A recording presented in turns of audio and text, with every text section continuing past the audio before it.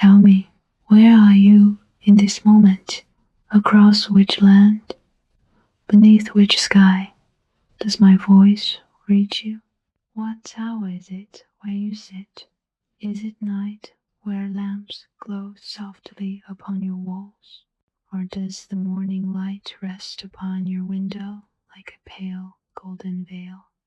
In my time, there was no electricity, no hum of distant machines. We lit our evenings with oil lamps, with fire tamed in small clay bowls, and the shadows danced slowly on stone walls while we recited verses to the lyre.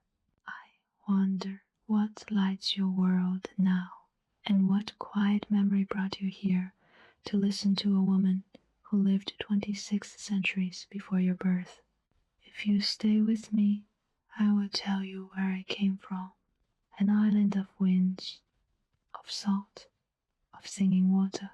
I will tell you how a girl became a poet, and how a poet became a whisper, carried by the Aegean Sea. Come, sit closer. Let the noise of your world fade for a while. Let us begin. The island where I was born rose from the Aegean, like a crescent of green and pale stone. Lesbos, a land shaped by the breath of the sea and the long fingers of the wind. Even now, after lifetimes upon lifetimes, I can still hear the waves folding themselves along the shoreline, soft as silk and patient as destiny. In those early days, the mornings began with a quiet silver light. It slipped between the branches of olive trees, rested upon the rooftops, and touched the surface of the sea until the whole horizon shimmered like a bowl of liquid glass. Our homes were built of stone, cool in summer, gentle in winter. The air smelled of thyme, fig leaves, fresh broken earth, and the faint mineral scent of salt carried in from the open water. Fishermen called to one another long before the first sunbeam touched the cliffs, their voices echoing across the bay like low familiar chants. I was a child who listened more than she spoke. People remember me as a poet, but before I ever wrote a single line, I was only an observer, a quiet pair of eyes, a pair of small ears, trying to understand the music inside every sound. The sea was my first teacher. It whispered endlessly, a language without words, an ocean breath that changed with every hour. In calm days, it murmured softly, but in storm, its voice rose with a deep, trembling power that shook the cliffs beneath my feet. I learned rhythm from the tides, melody from the wind, and silence from the long stillness of dawn before the world fully woke.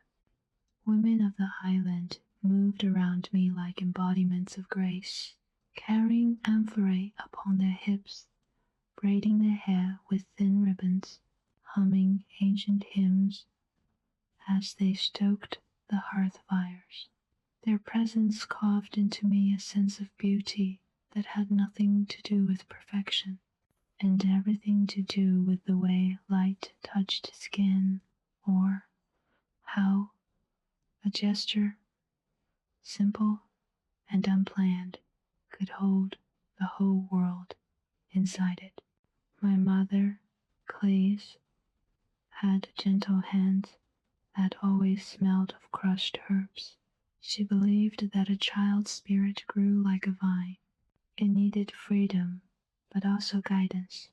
Often she would take me to the edge of the sea at dusk.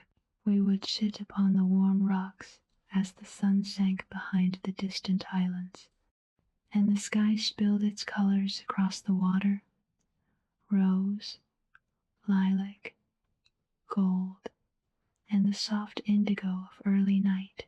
Listen, she would say, the world speaks. You only need to be still long enough to hear its meaning.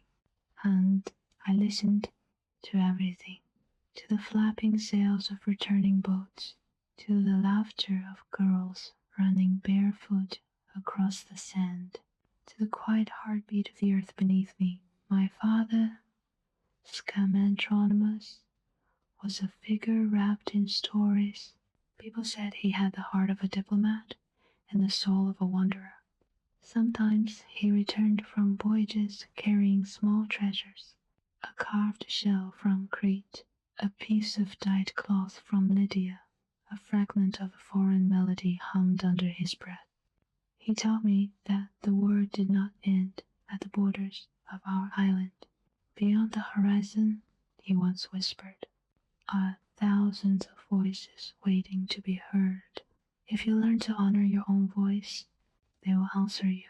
I did not understand fully then, but the seed of that thought settled inside me, quietly waiting for the years to come. My earliest memories of music are not from instruments, but from the world itself. The lyre came later, its strings bright and tender beneath my fingertips. But the first songs I ever knew were the songs of movement, the songs of life. In the afternoons, when the heat softened and the cicadas began their slow, warm chorus, I wandered through the narrow stone paths that wound between orchards and small family courtyards. Every corner of Lesbos had its own fragrance: the tart sweetness of grapes drying on woven mats, the resinous aroma of pine trees, the soft smoke curling from clay ovens where bread baked to a golden crust. The island was alive, not only with people, but with presence, with an old, quiet soul that had existed long before any of us.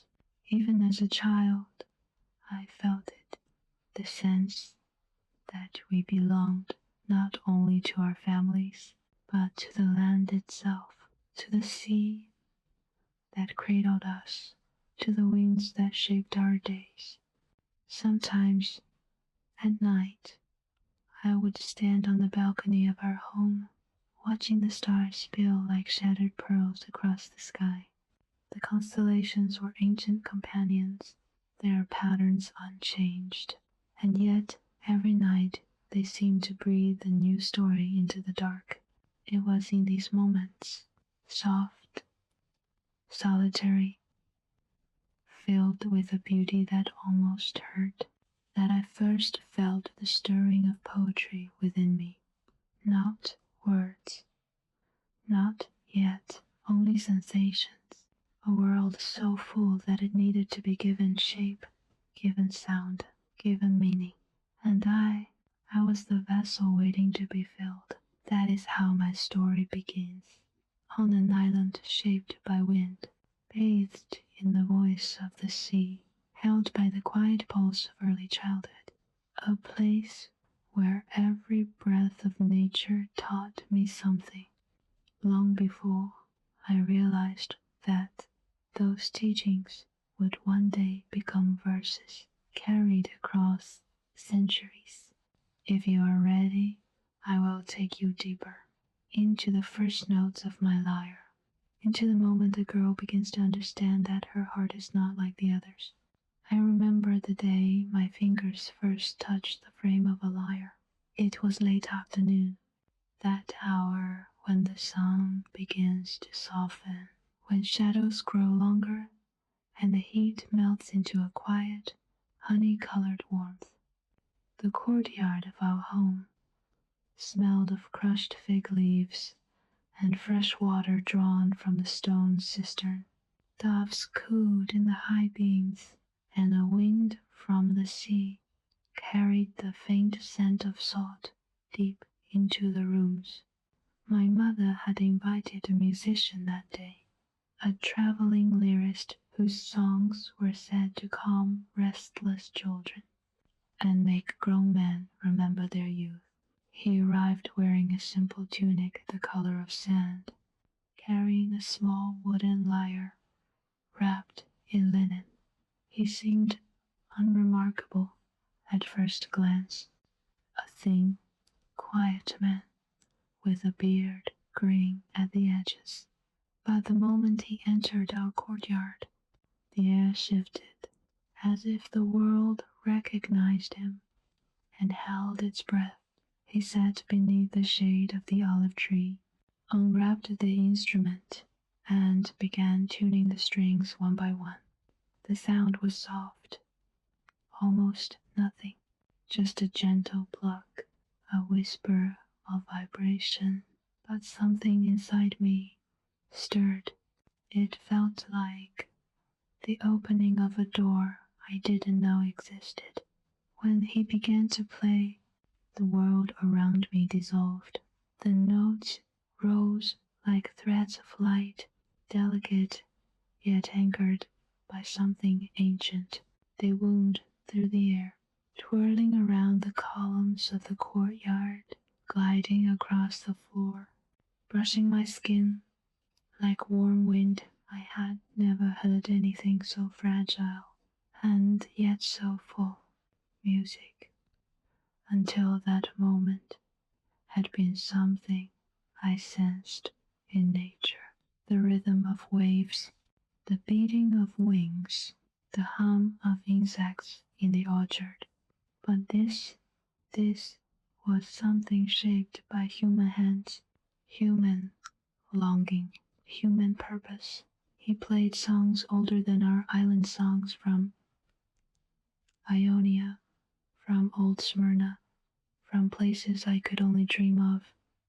Melodies built on scales that felt like heartbeats, verses that drifted like smoke from incense. At some point, I realized my breath had slowed, my pulse had fallen into step with the rhythm of the strings, and without thinking, I whispered the first line of a verse that surfaced inside me, a phrase that had no origin except the sudden pressure of emotion. The dusk lies warm upon the sea. The musician stopped. He lifted his head slowly, his eyes searching my face as though he were trying to remember a long-forgotten memory. "Say it again," he murmured. I repeated the line, shy but steady.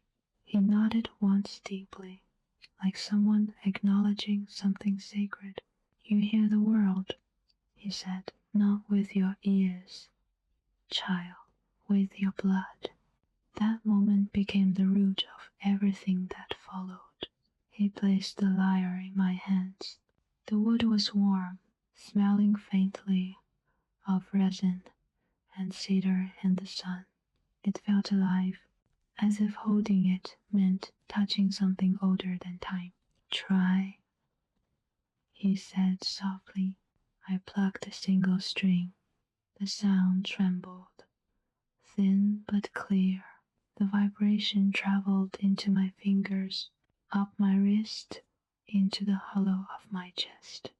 Another note, then another. The world did not vanish this time.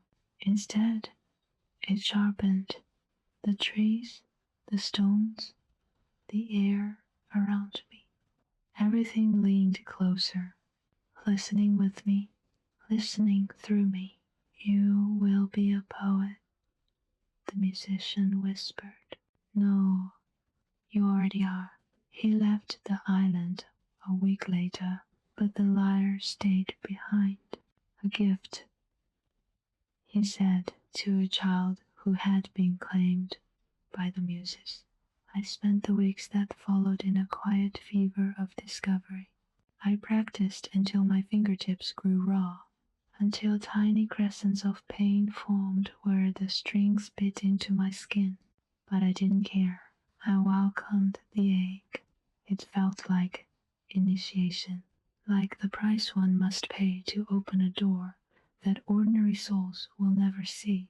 Soon I learned to shape my breath around the notes, to let my voice rise and fall as if carried by tides.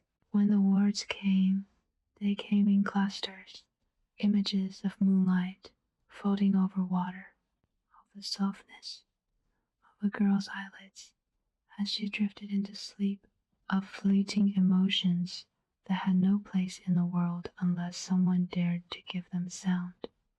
In the evenings, I played in the courtyard while my mother wove garlands for the household altars. She never interrupted. She only listened, her hands moving through the fragrant leaves of myrtle and laurel, her face softened by the orange glow of the setting sun.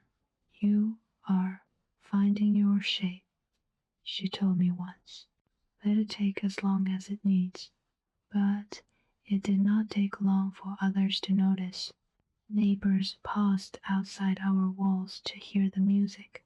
Girls my age lingered near the gate, pretending to pick flowers while stealing glances toward the courtyard. And sometimes, when dusk settled deep and blue across the island, even the fishermen, tough, weathered men who feared nothing but storms, stood silently near our home, their shadows long and still, listening. I was too young to understand what it meant then, that the voice of one girl could hush an entire street, but I felt something rising inside me. Not pride, not ambition, but a sense of calling, as though the world had chosen me for something I could not yet name. I learned one more truth during those early years. Music unlocks emotion that ordinary speech cannot touch. One night, as I played beneath the olive tree, a soft rain began to fall, the kind of rain that brushes the skin like cooled breath. I shifted the strings into a minor mode, and without warning, tears blurred my vision. I didn't know why I cried, only that some emotion, deep and ancient, had finally found a door. That was the night I understood. A poet is not someone who writes. A poet is someone who cannot remain silent. The world presses into her, and she must give it back in sound and color and breath, or be consumed by it. From that night onward, my childhood ended, and my real life, the life of a voice, meant to outlive time, began. The years that followed my first encounter with the lyre passed like a long, glowing twilight, soft at the edges, filled with warmth, and threaded with a quiet certainty that something within me was taking form. By the time I reached womanhood, Lesbos had begun to change, and I, along with it. The island was no longer just the cradle of my childhood. It had become a crossroads, a place where merchants arrived with ships heavy with spices, where scholars and travelers carried stories like precious cargo, and where the voices of poets echoed through the marketplaces and temple halls. The air buzzed with culture, with exchange, with a sense of possibility. But there was something more, a hunger in the young women of the island, a hunger I understood intimately. They were taught to weave, to serve, to prepare themselves for marriage, but no one taught them to breathe fully, to speak their inner world, to shape their emotions into something luminous. And I had seen too much beauty, felt too much music, to accept that their lives should be mere repetitions of the generations before. So I created a place, a sanctuary, a home not of stone but of spirit, Those who later spoke of it would call it the House of Muses. It began simply, just a few young women gathering in my family's courtyard during the warm months, sitting on woven reed mats beneath the olive tree, where I had once learned my first notes.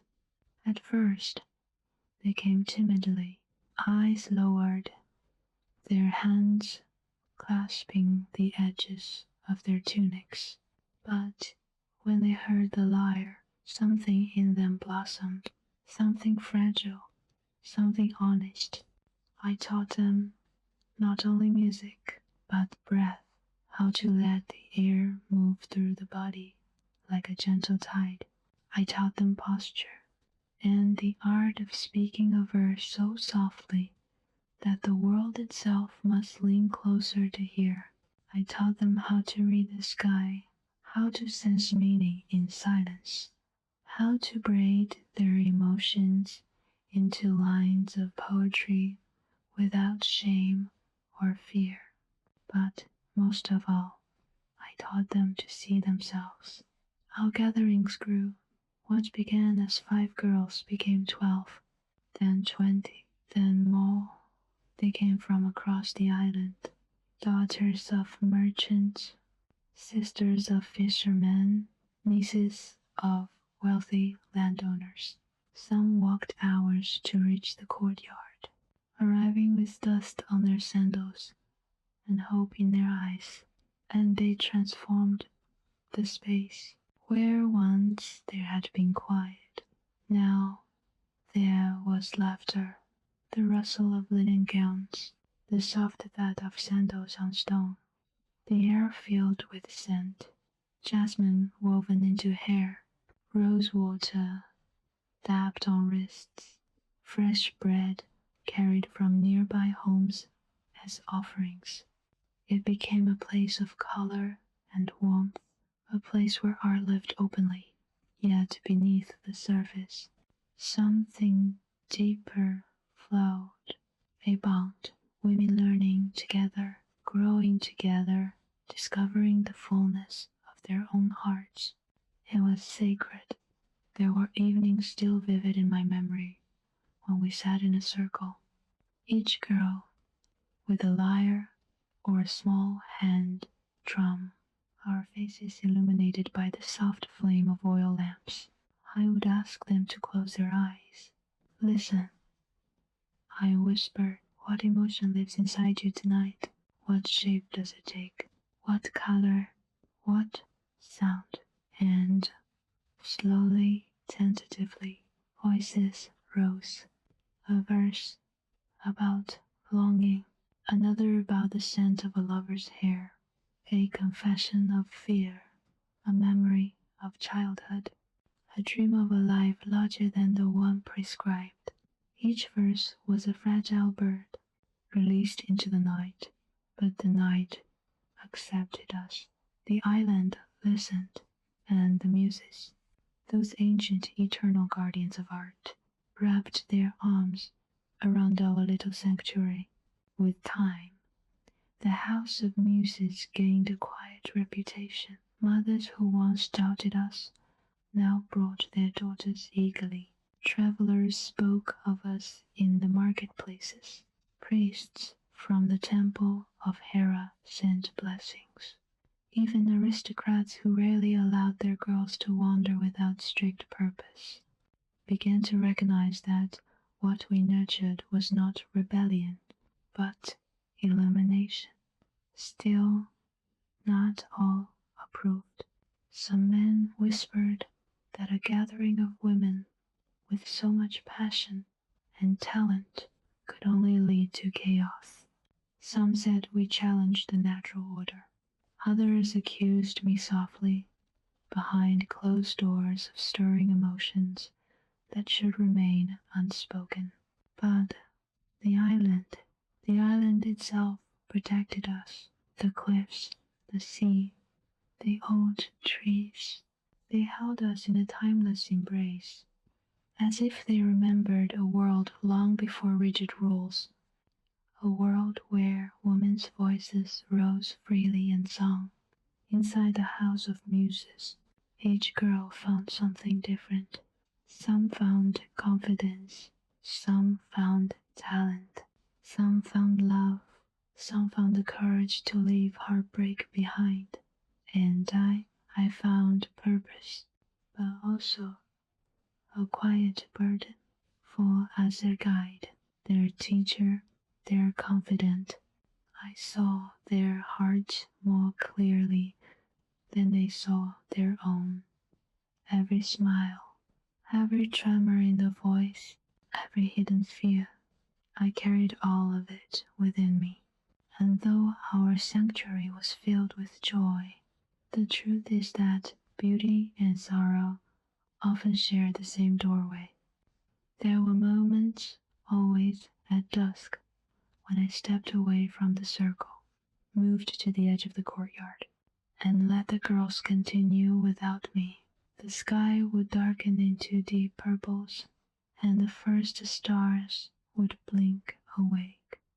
I would watch them, their heads leaning together, their hands touching lightly as they adjusted strings or shared new verses, their laughter drifting like soft bells across the stones. And a quiet ache would rise in my chest, an ache I could not name, an ache that would one day change everything, an ache that had the shape of love, love in many forms, and would later become the heart of every rumor, every myth surrounding my name. But that is for another chapter. For now, the House of Muses was growing, and so was I.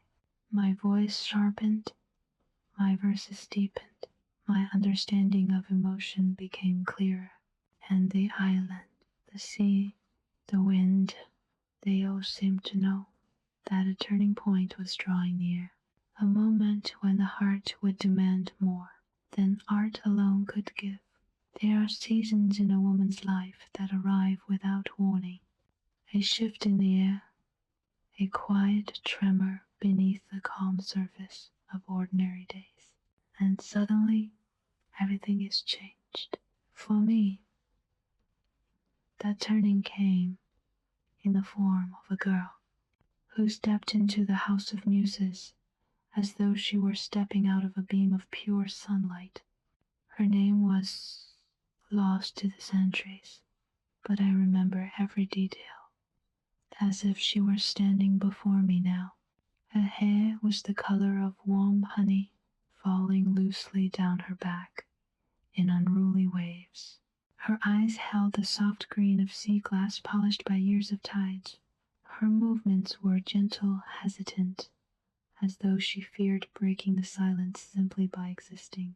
She came with a small lyre pressed against her chest, its frame wrapped in linen like something precious yet fragile.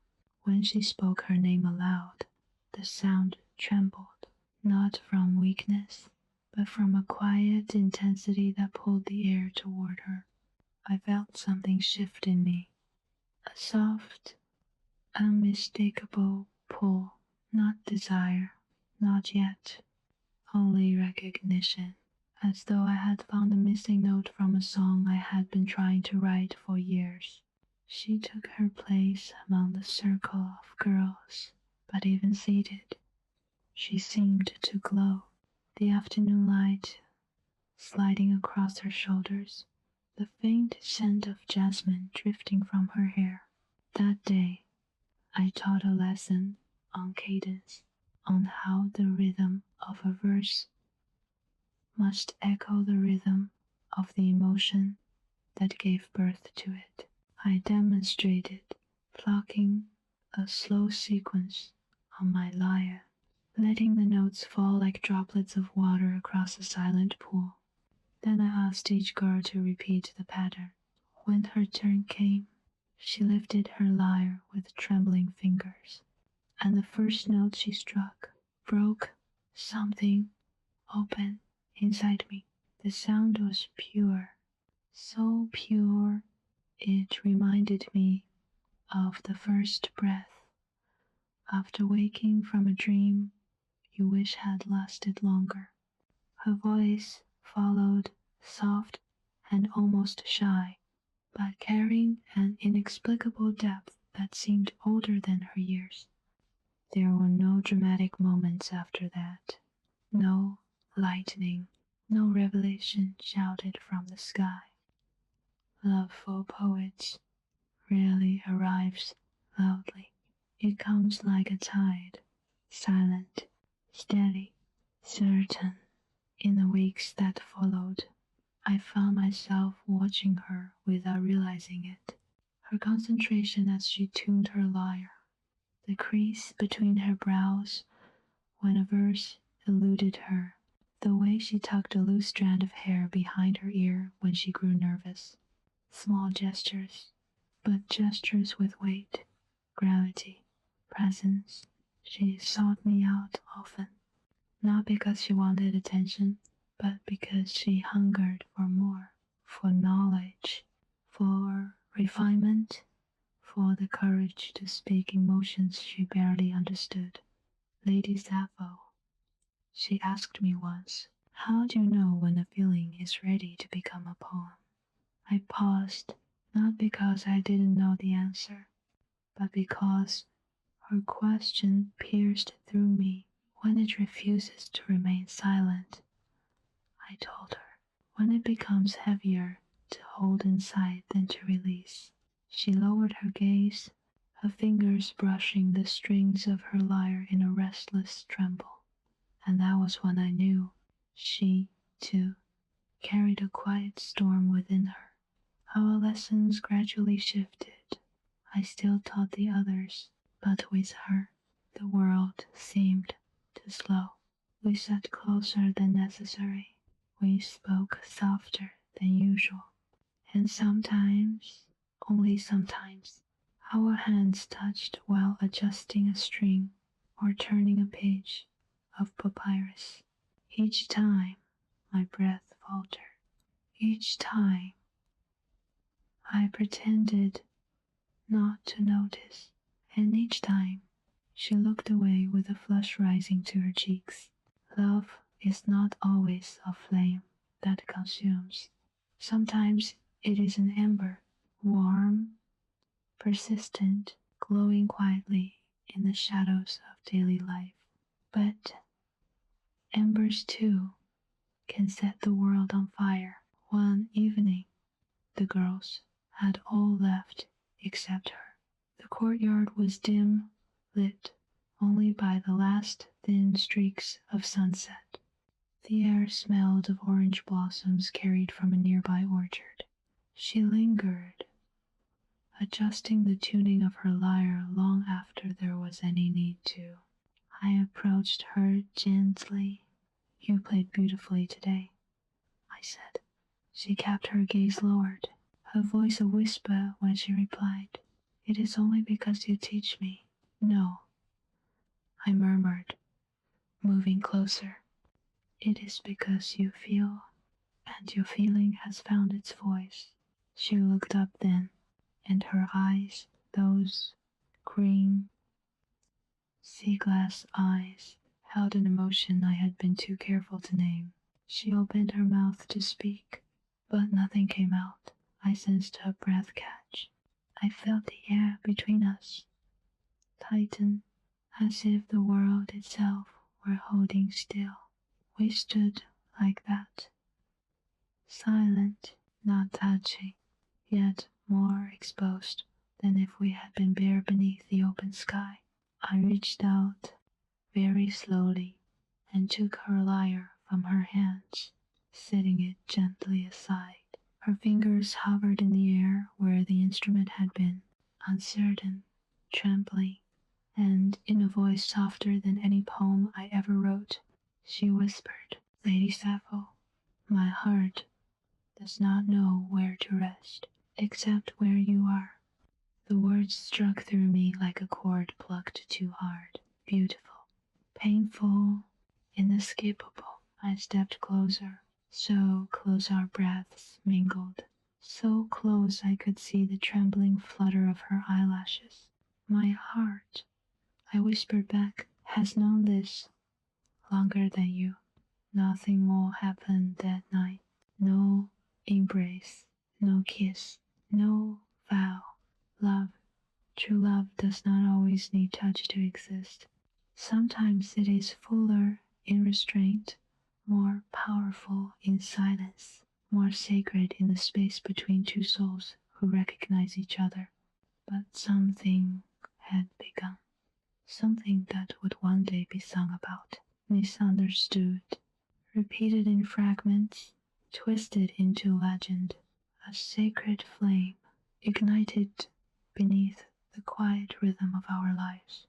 The festival of Hera came each spring when the fields of Lesbos were covered in a soft quilt of flowers, and the air carried the fragrance of oregano, wild mint, and damp earth warmed by newly awakened sun.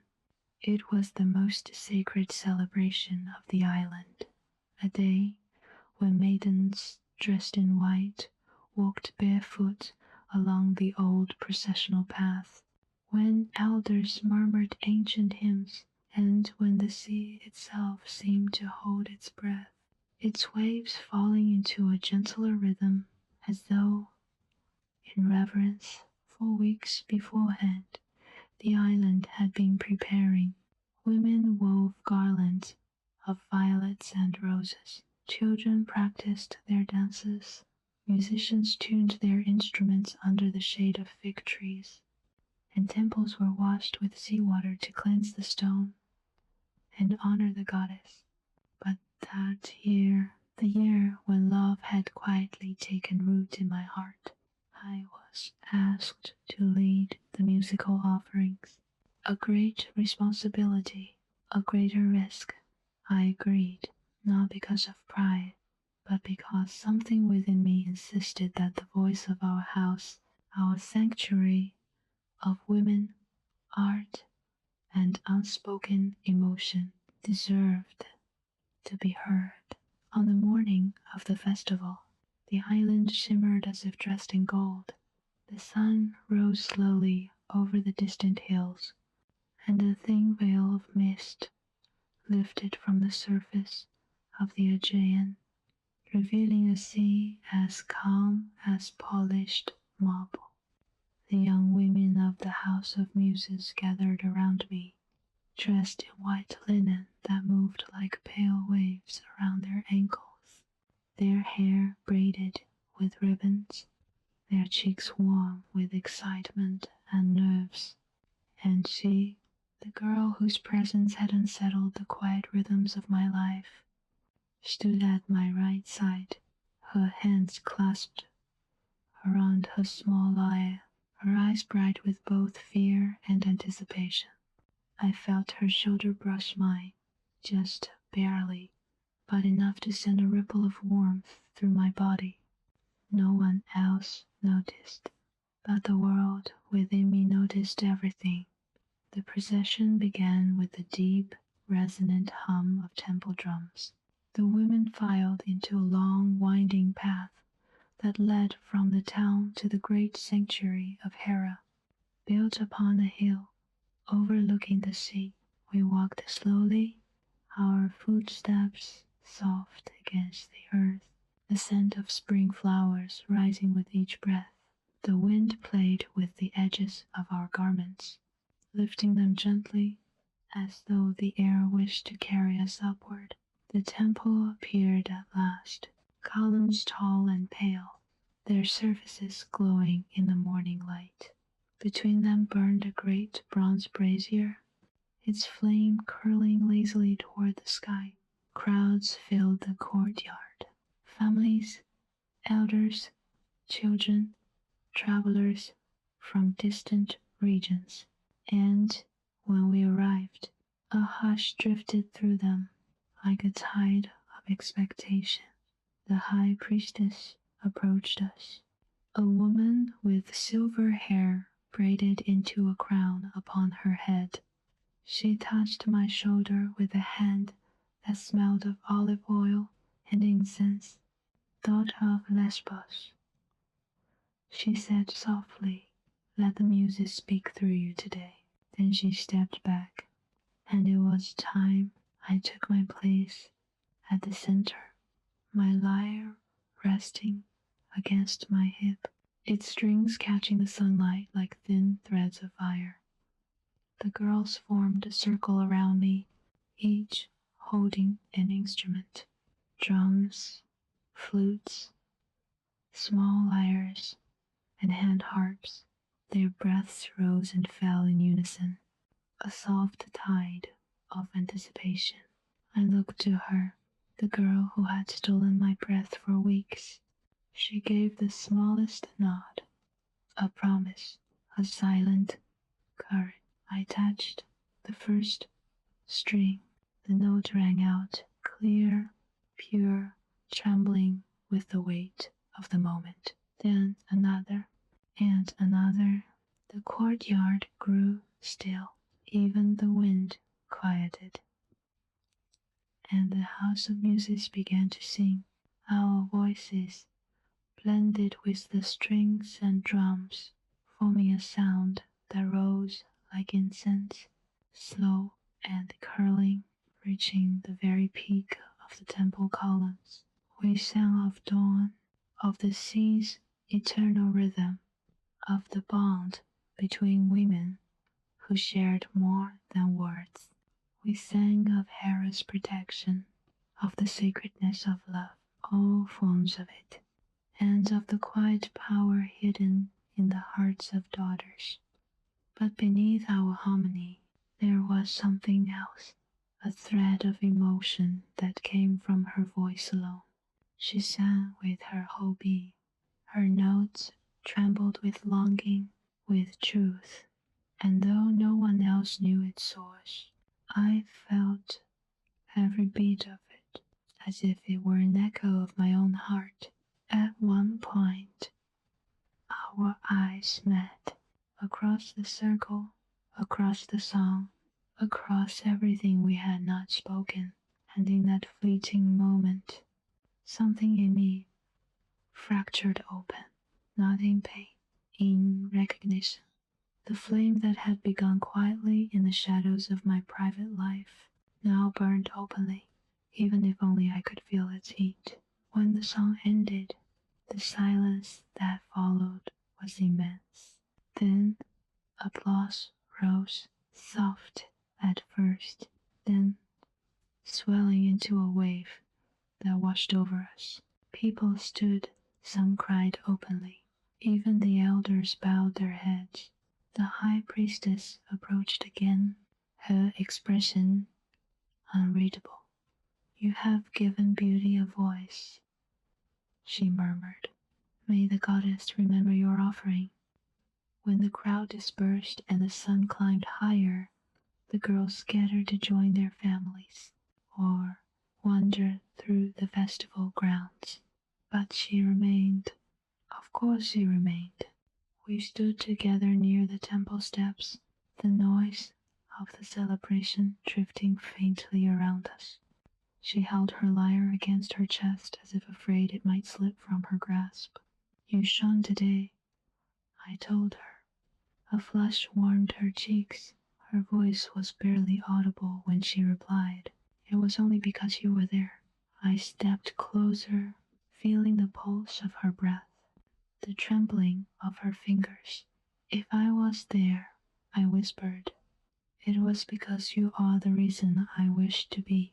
Her eyes widened, a flicker of fear, a flood of hope, a storm of emotions she tried but failed to hide. The festival continued around us.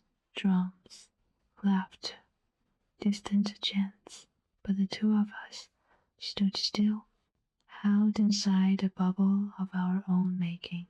She opened her mouth, as if to speak a confession she had carried for too long, but then she stopped, swallowing her words, her gaze dropping to the ground.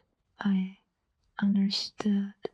Some truths are too fragile to speak in the bright light of day. There would be another time, another dusk, another space where courage could breathe. The sacred flame between us was no longer a secret to my heart, but the world was beginning to notice. And with that, a new shadow had entered my life, a shadow that would follow love wherever it goes, the shadow of consequences. There are moments in a poet's life when the world, once gentle and familiar, turns its gaze with a coldness that feels almost personal. The months after the festival of Hera were such a time. For a while, everything seemed unchanged. The House of Muses continued to flourish. Girls still gathered in the courtyard, their voices rising in delicate harmony. We still crafted verses, tuned lyres, braided one another's hair beneath the shade of the olive tree.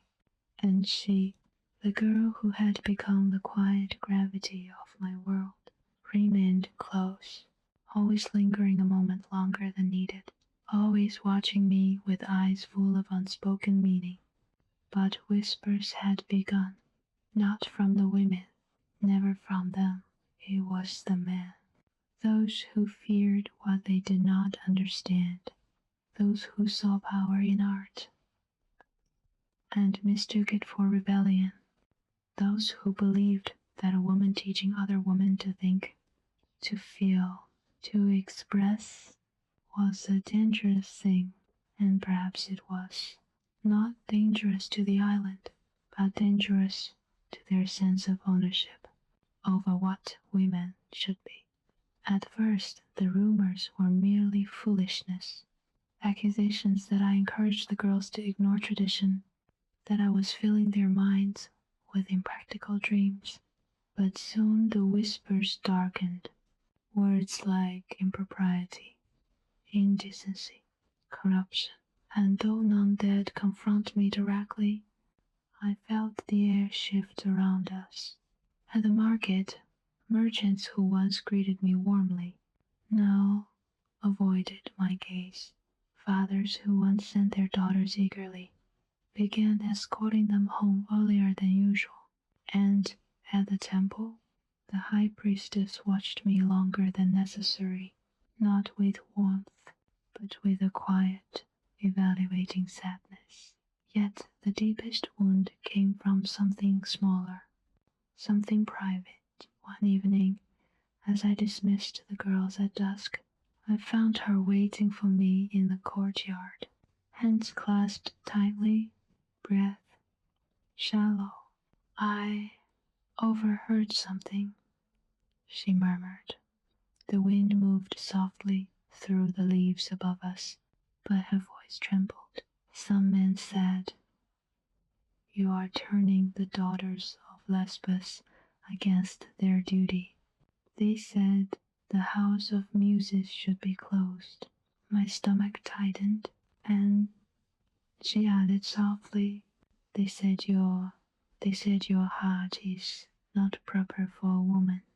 There it was, the quiet wound made visible, not spoken by her, but now living between us, like a fragile flame caught in a storm.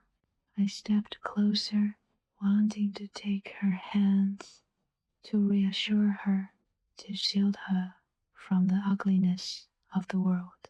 But restraint held me still. "I have done nothing but teach," I said. "Emotion is not a crime. Art is not a danger." But even as I spoke the words, I saw the fear in her eyes. Not fear of me, fear for me.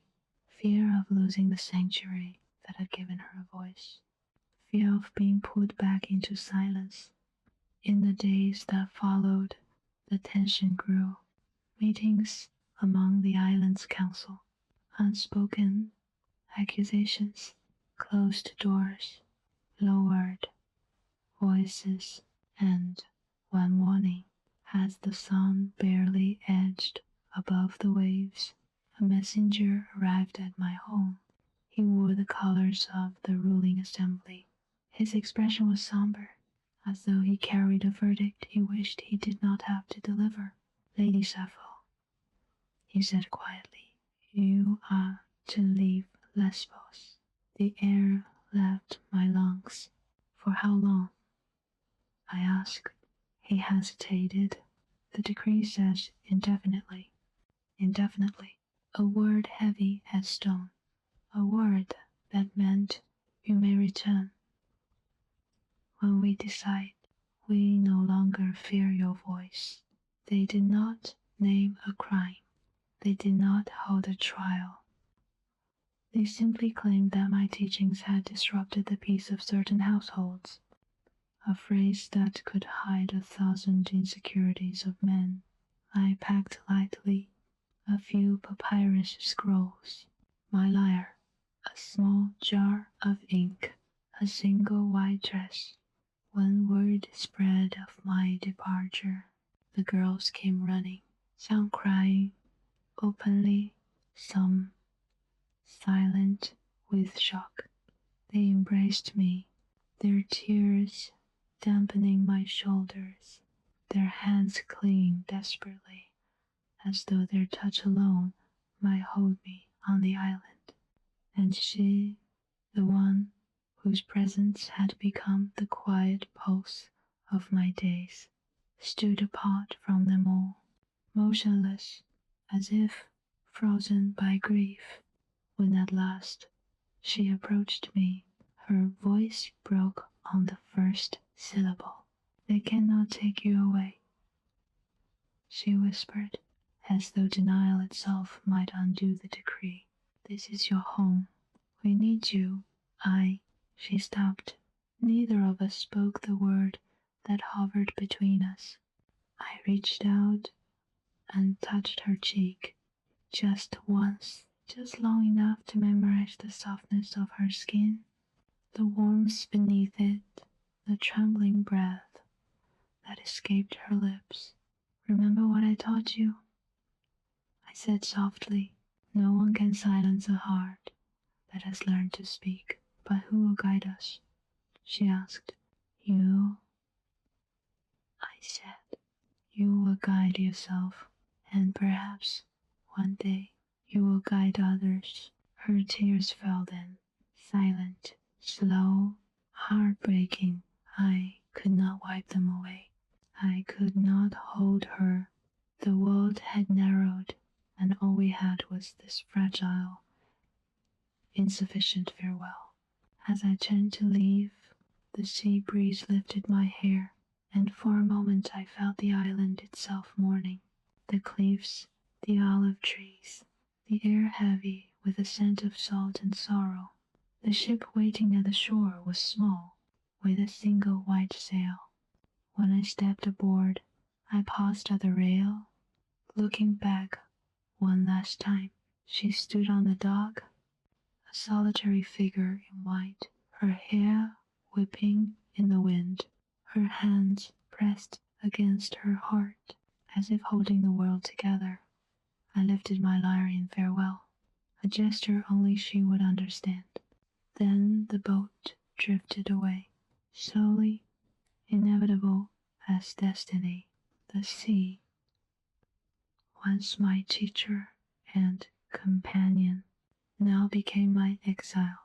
Waves carried me toward a future I could not yet imagine, a future filled with loneliness, with reflection, with the raw honesty that only distance can carve.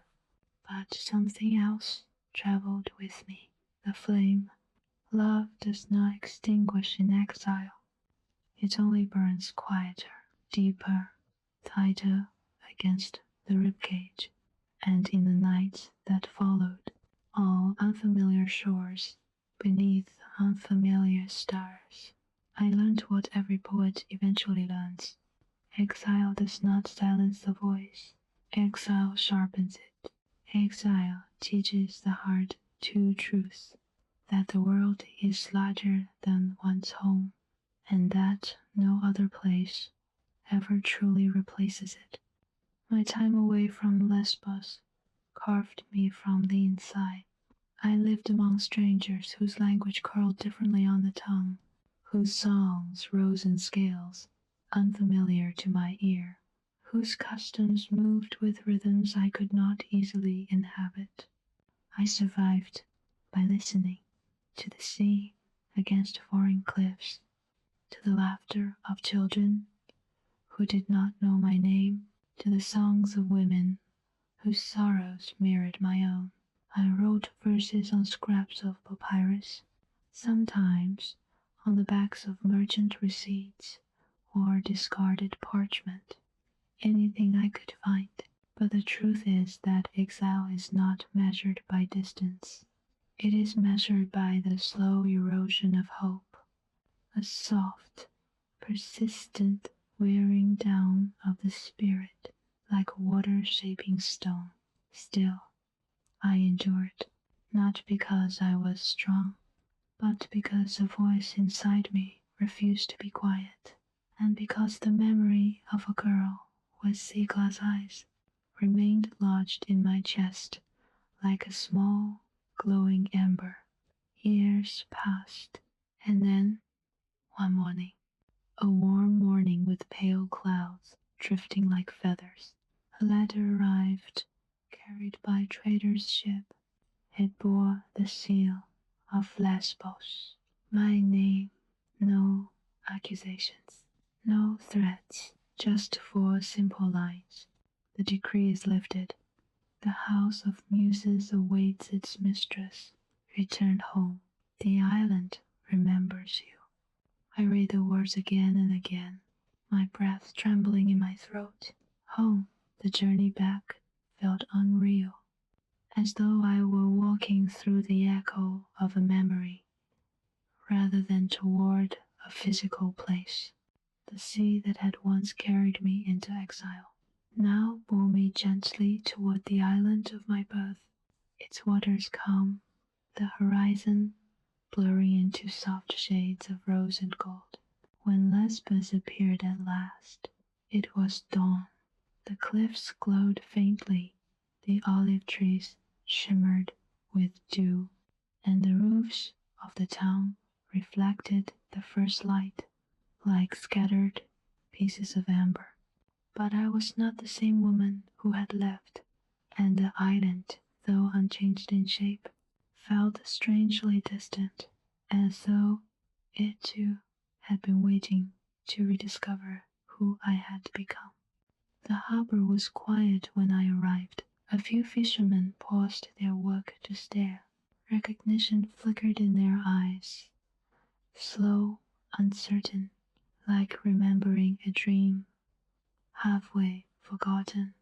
I stepped onto the familiar stones, my sandals brushing the ground that had once known my childhood steps. Lesbos breathed around me. I breathed back. I walked through the narrow streets, past the baker who once greeted me with warm bread, past the well where girls once gathered at sunrise, past the old fig tree whose branches had grown wilder since my departure. People watched me as I passed. Some nodded, some whispered, some lowered their eyes, and some faces, a few precious ones, softened with relief as though a missing part of the island had finally returned. But there was one face I searched for, one face I feared and hoped to find in equal measure. Hers. I did not see her in the streets, not near the market, not by the temple gate, not among the gathering crowd. My heart tightened with a quiet dread. Time changes people. Distance reshapes loyalties. Love, especially love unspoken, is not immune to the erosion of absence. At last, I reached the courtyard of my family home, the House of Muses. The olive tree still stood, its branches broader, its leaves shimmering like small silver coins. The courtyard stones bore faint marks of years of footsteps, girls who had continued their lessons in my absence, women who had come seeking the voice that once guided them.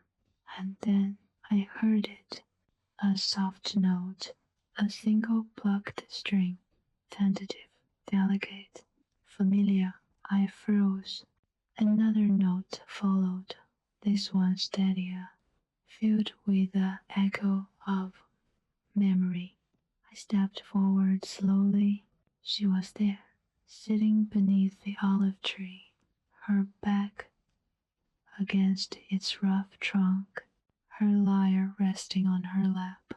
Her hair was longer now, her posture calmer, her presence carrying the quiet authority of a woman who had walked through sorrow and emerged, changed, but her eyes, when she lifted them and saw me, were the same sea glass green, the same trembling softness at the edges, the same unspoken world.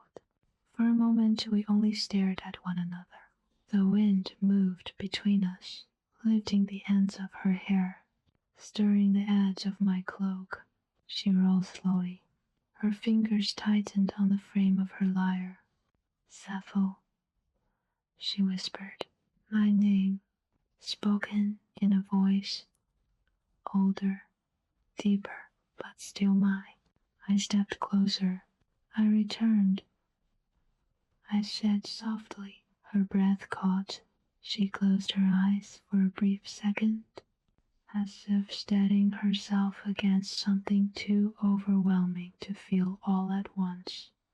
I waited. She murmured, not an accusation, not a plea, just a truth that broke something inside me. In the gentlest possible way, she took one step forward, then another. We stood inches apart, grown, changed, scarred, yet bound by years of longing that neither time nor distance had managed to erase. I kept the house alive, she said, not as you did, but with all I have. My throat tightened. You did more than keep it alive. I told her. You became the voice of it. Her eyes shimmered. You taught me, she said. How could I forget? Silence fell between us, not empty, but full. A silence that carried everything we had never said, everything we had felt, everything we had lost and regained. I reached out. She did not pull away. My fingertips brushed the side of her hand, a small contact, a small spark, enough to remind me that this woman was no longer the trembling girl I had once taught. She was something stronger now, something whole. Will you stay? She asked. It was the simplest question and the hardest yes. I whispered, for as long as the island will have me. Her smile, soft, trembling, radiant, was the first true balm my heart had known in years. But beneath it, beneath the warmth of reunion, beneath the quiet joy rekindling between us, I sensed something else, something the island had kept hidden, something waiting beyond the horizon of this fragile moment. Because happiness, for a poet, for a woman, for a heart like mine, is never the end of the story. It is merely a pause before the next tide. Twilight has a texture that morning never learns. Soft, layered, woven with everything alive has gathered. Joy, loss, longing, wisdom, the quiet echo of choices kept and choices undone. The years after my return to Lesbos unfolded like that, a slow cascade of days touched by calmness I had never known in my youth. the House of Muses lived again, not with the vibrant urgency of its early years, but with a gentler, deeper rhythm. Girls still came, not as many as before, not as timid, not as uncertain. They arrived knowing that within these walls, their voices would not disappear into silence, and I taught them still, but without the fevered passion of a young woman trying to carve her place in the world. Now, my teachings came with breath between the lines, space for the girls to grow into themselves, space for me to listen to my own heart as it changed with time. She remained near me, not constantly. Life had given her responsibilities now, shaped her into a woman with her own shadows and her own light, but she stayed. Her presence was no longer a trembling spark, but a warm, steady glow. We walked the olive groves together at dusk. We tuned our lyres side by side. We shared small pieces of our day, a poem discovered, a breeze unusually soft, a memory returning without warning. Love in youth is flame. Love in maturity is ember, quiet, but enduring, strong enough to warm a life without demanding to consume it. Yet, even in this peace, I felt time moving around me, like a tide that had grown patient but not forgiving. The island had changed. So had I, but the world beyond Lesbos was shifting faster.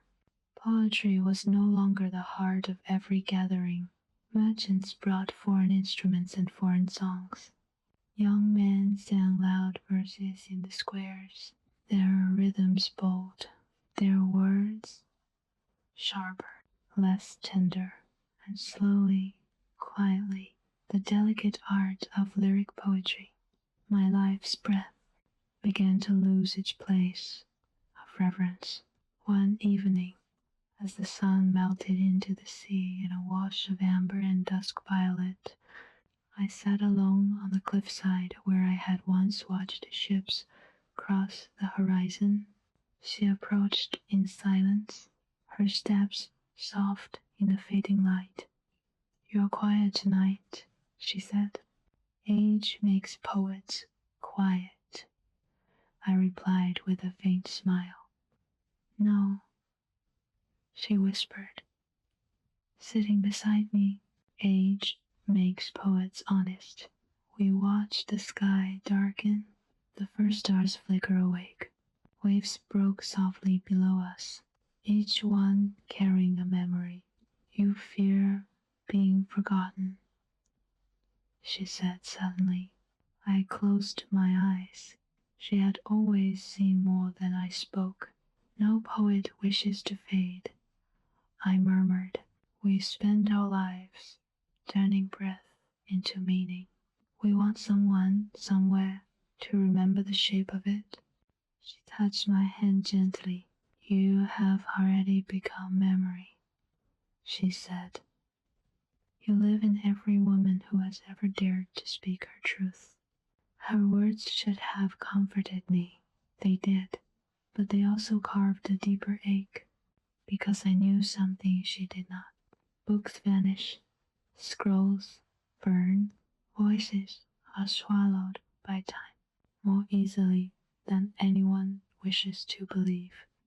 Still, I continued writing. Some nights the words came slow, like tide water pulling at stones. Other nights they surged, quick and bright, as if refusing to be lost. The girls who once learned in the House of Muses grew into women, some becoming mothers, some travelers, some quiet guardians of their own small worlds. They often returned with children of their own, introducing me as their teacher, their guide, their spark.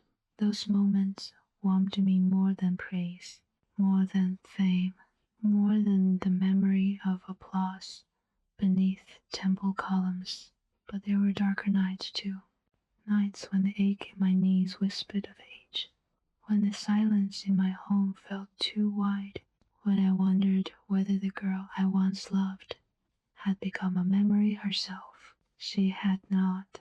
She remained, not every day, not in the fervent closeness of youth, but in the gentle constancy of a shared life. Sometimes she slept by the window, her breath soft, her forehead resting against her arm.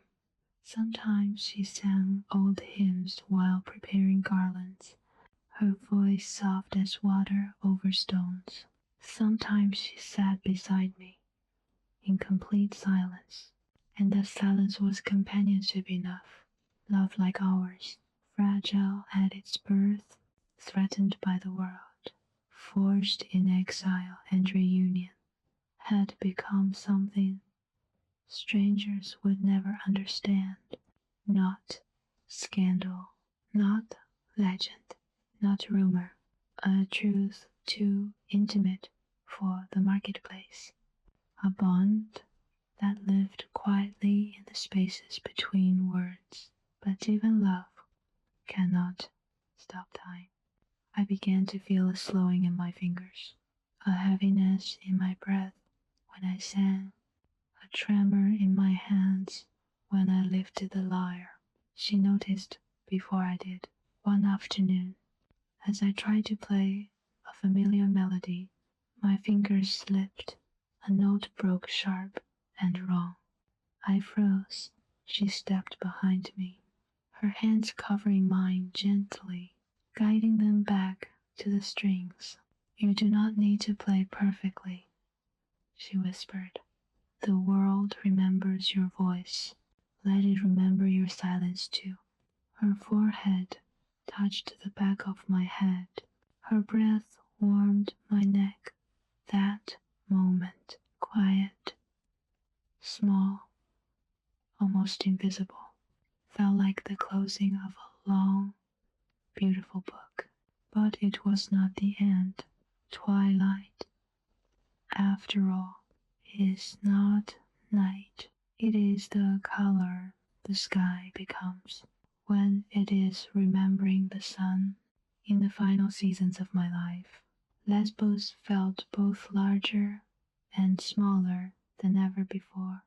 The world beyond the horizon had become a memory, a distant murmur of foreign shores and unfamiliar voices. But the island itself deepened, its cliffs and trees and tides expanding inside me, as though they wished to fill every remaining corner of my being. I lived slowly, not out of frailty, but out of an understanding that the world speaks most clearly to those who move gently.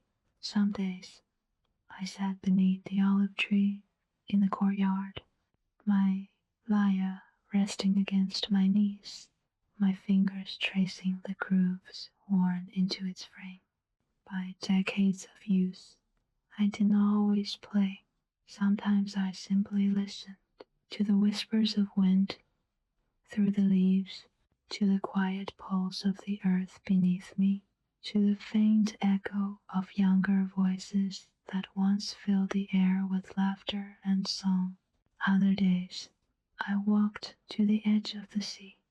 The waves greeted me like old companions, their rhythm slower now, as though they too had grown older in my absence. I would sit upon the warm rocks, the salt breeze brushing my hair, and watch the sky change color from pale rose to deep indigo. It was there, in those quiet moments between day and night, that the weight of time pressed most gently upon me. The world had begun to forget the art of lyric poetry. Younger generations preferred louder songs, new rhythms, new cadences, new desires. I saw scrolls decay, I saw ink fade, I saw verses I had once written carefully by lamplight crumble at the edges, but I was not afraid. To be remembered is a blessing. To be forgotten is a truth. To have spoken one's soul at all is a triumph. There is a kind of immortality that does not depend on papyrus or ink. It lives in the hearts of those who felt something, even once, even faintly, because of the breath you gave the world. I believed that, I held on to it, and she, the woman who had woven herself quietly through the chapters of my life, remained near me in those twilight years. Her hair had threads of silver now. Her hands moved with a grace tempered by age. We no longer whispered confessions in the dark. We no longer trembled at accidental touches. The flame that once burned fiercely had become a steady warmth, a hearth fire that gave light without demanding attention. At night, when the wind grew cool, she would sit beside me, resting her head on my shoulder. As we watched the lanterns of the fishing boats drift across the water, like small stars floating upon the sea, you gave the world beauty. She told me once, her voice low, if it forgets you, the loss is its own. I smiled. The world forgets everything, I said, but beauty returns in different forms through different voices. That is enough. She took my hand, her fingers intertwining with mine, and for a long moment we said nothing. Silence, after all, is sometimes the purest form of truth. As my strength waned, the girls of the House of Muses now, women with families, with wisdom, with lives of their own, began visiting again. Some brought their daughters, some brought small gifts, honey cakes, olive oil, garlands woven from fresh herbs. They sat at my feet, listening as I shared the stories of the early days, of the first poem I ever spoke, the first melody I ever composed, the first time I felt my spirit rise through sound. I watched their eyes brighten, their breaths deepen, their hearts unfold, and I realized that my legacy was not in scrolls or monuments. My legacy lived in them, in the women who dared to feel, to speak, to create. One evening, as dusk spilled violet and gold across the sky, she placed my lyre in my hands. Play, she whispered, just once more. My fingers trembled, but the strings responded with a soft, fragile sound. Not the clear music of my youth, but something gentler, truer. A final verse rose within me, unbidden but insistent. Even in silence, my heart sings. Even in darkness, my flame remains. She leaned her head against mine. That, she murmured, is enough to keep you alive forever. And perhaps she was right, for a poet's death is not a moment. It is a slow drifting, a blending of breath with wind, of heartbeat with tide, of memory with the endless hum of the earth. When I closed my eyes for the last time, I felt none of the fear that had accompanied my younger years.